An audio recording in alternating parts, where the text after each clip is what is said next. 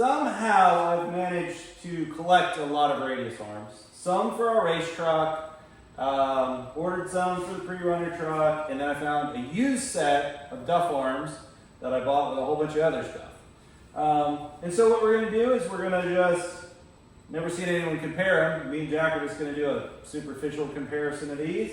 They're actually all going to go onto one of our trucks, and we're going to test them. And if you don't know, we're going to the King of the Hammers. We're going to be racing that in Early Bronco.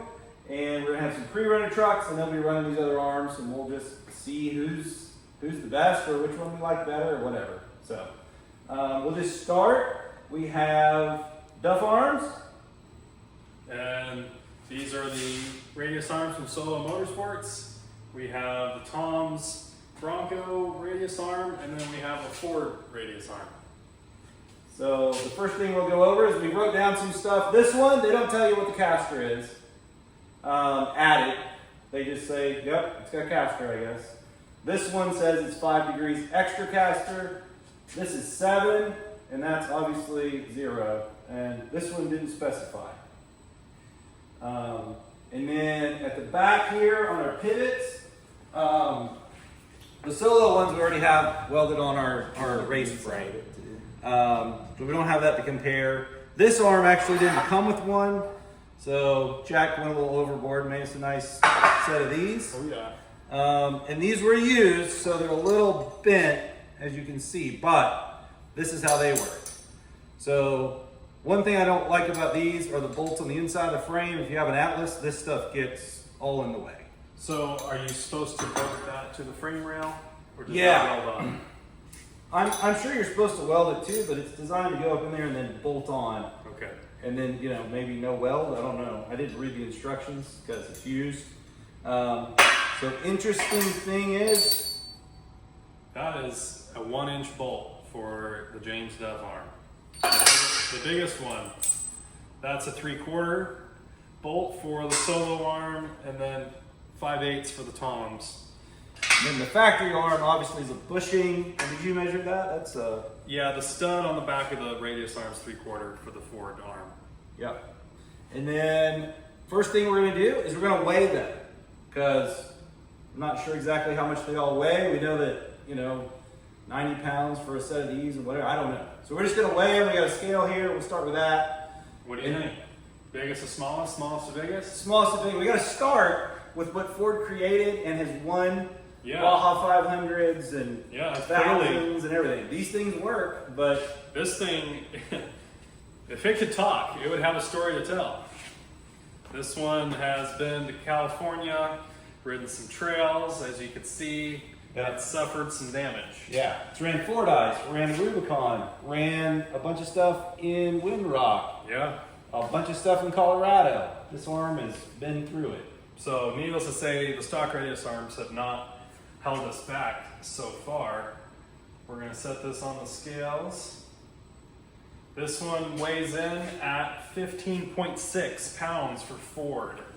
And in case people want to see this later, we can put all this in the description of the video.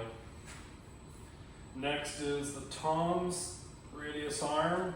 Which, from what I understand, they actually have a couple different arms available. This just happens to be the tubular arm. Okay. So the Tom's radius arm weighs 32.8 pounds. So we're approaching double the weight.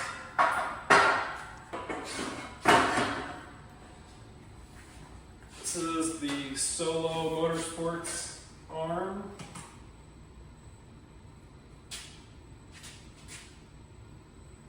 £35. Definitely heavy. We might have them ranked Is Accidentally. this accidentally in line? accidentally in line. I know this one feels really heavy. I think this is like 5/16 tube or something. I don't know. Everything's heavy with that arm. Whoa. Yeah, it's heavy. 41.2 pounds for James Duff. So something neat with the Duff arm is they actually do multiple upper holes in it. So you can actually stretch the wheelbase an inch with these and not have to move the spring cup. Interesting. Okay.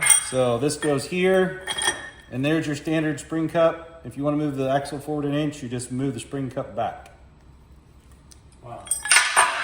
The other thing that's interesting is all of these arms take the same front factory cast. And this arm, the Tom's, actually uses a 1/2 inch bolt instead of a 9/16 bolt. So, and it's you know, a blind hole, so it can only go so deep. So you got to be real careful when you put them together. We haven't put a set together yet to see how bad it is, but that is interesting. I guess another thing to note is the Toms looks like they have a fabricated C. The Solo Motorsports actually chops the C off a forward arm and plates around it. So this is the forward cast piece, and then that's their own casting. Yeah. And then one thing we have noticed, we don't run these yet personally, but I've got buddies with them, and the one thing that these arms do love to do is the bushings behind this big cast piece wear out. And then you get a lot of front axle movement from those bushings. So if you have a set of these arms, you have to check these bushings. These bushings will allow it to twist a lot. Where all these other arms, they just use the C and nothing can kind of wear out except the standard C. Is this, well, that's not rubber, that's not pretty hard. Yeah, it's poly. Yeah. And that's probably part of the problem is they're poly, so they get hard and they start to waller out. Okay. And then some people use these arms and they'll weld a piece onto the differential, and then they only use these little bushings, and there's no C anymore like on the Dana 60s. So these arms are pretty neat for that. I think they're old school was a cage arm, and I don't know if Duff bought cage or whatever, but to me it looks just like the old cage arms were. Same design. But that's really old school.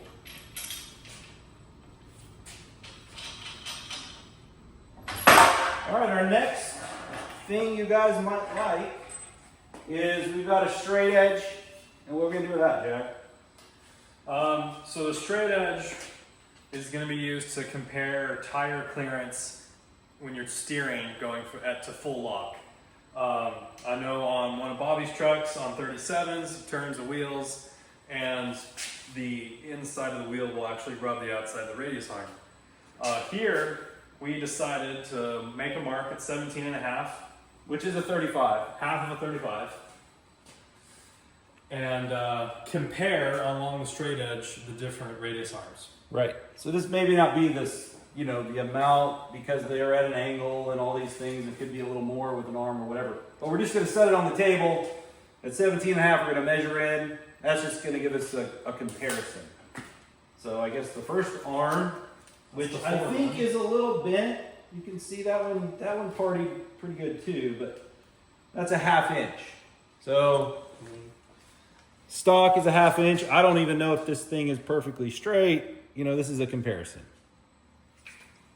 So 1/2 inch.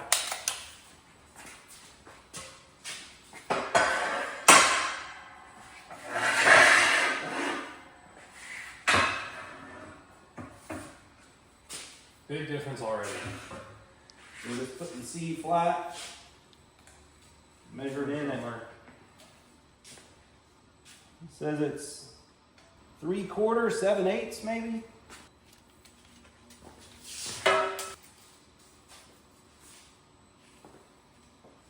It's 3 inches on that one.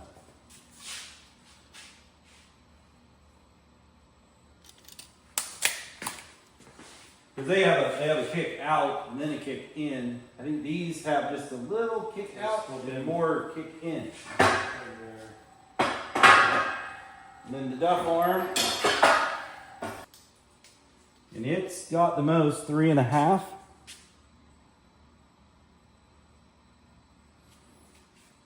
Maybe 3.25, I guess, 3.25. So it looks like the Tom's doesn't have that much. A little more. I see what you mean though. It doesn't kick in. The Tom's is one bend and the C faces this way. Basically, we have a Heim joint, and then a really badass Heim joint, and then a ballistic fabrication, like Johnny joint style on that one. And I guess the Tom's arms, we made this mount because they didn't have these when I ordered them. Everyone come in some of the first sets, but now they have a set of those you can get with them too. And then I guess it's price, right? We're down to price here. We haven't done price yet. So We'll start with the Duff. So the Duff, it says it's like $12.65. I'm sure there's shipping and all that. Maybe you add more stuff, it gets more expensive. I don't know, but their kit said $12.65 basically. Solos are $17.50, but because it's a original radius arm that they cut off, they actually charge you $250 if you don't send your pieces in. You don't have to send the whole radius arm. You just cut them off, X amount back, and put them in a box and send them flat rate. And then those arms are $9.85 for the Toms. And those are free. Free and long enough. Oh, did we go over the length extension? I don't think we have. We haven't gone over length extension. So the Ford arm, how much longer is a Ford arm than a Ford arm? A Ford radius arm compared to a Ford radius arm is the same. And it's long enough. And it's long enough for what we do. Looks like a Tom's is 11. What's the Solo here? 10 and a half. Solo's 10.5 inches longer. And then the Duff arm is 10 3/4 longer. And they're all Heims that are adjustable back there, so you could stretch them a little here and there depending what you need to do. And then I guess the overview, we'll just go down that real quick. We got a little list we wrote on the table. Start with the Duff arm here. Caster, no one knows. They didn't tell us on the internet. Maybe they know the answer, but we don't know the answer. Then 1265, 10 3/4 longer, made by Duff. It weighs 41.2, which is the heaviest arm. And then the offset to that 35 make-believe tire is 3 1/4 inches. The factory arm was a half. So, and then what's our Solo, Jack?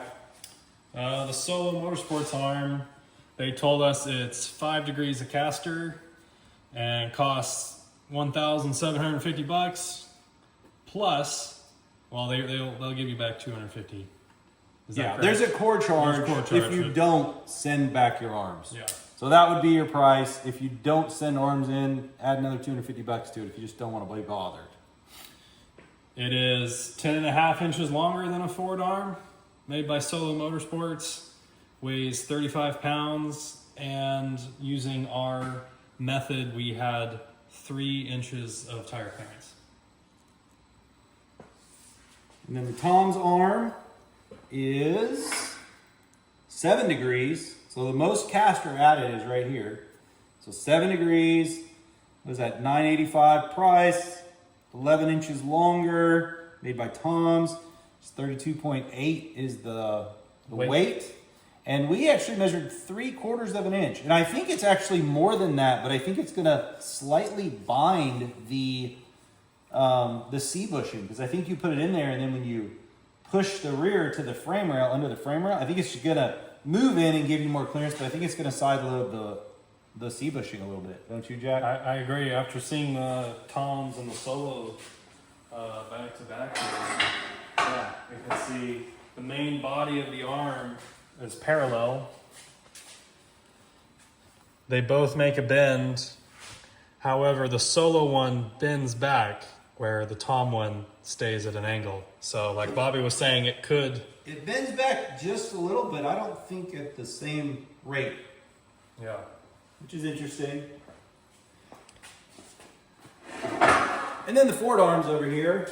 Our Ford arms have plenty of bends in them, and they add things that maybe we shouldn't be adding to them. But, as you know, they work pretty well for what they are. They're free. Yeah.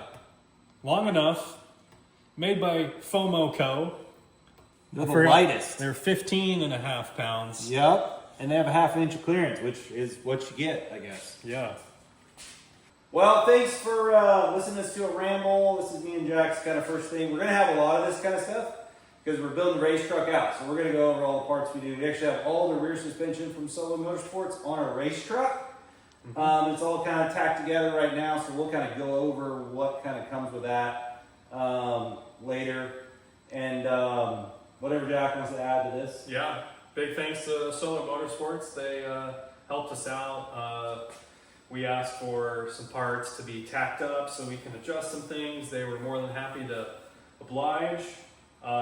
We can link all these parts in the video. As far as getting a forward arm, either you have to go walk around the woods. Bobby actually cultivates the ground and grows them. So maybe you go in his backyard, you can find some. Other than that, I think that's about it. What is it? Like, subscribe, do all the stuff. Yeah. And yeah, check Keep out our following video. along.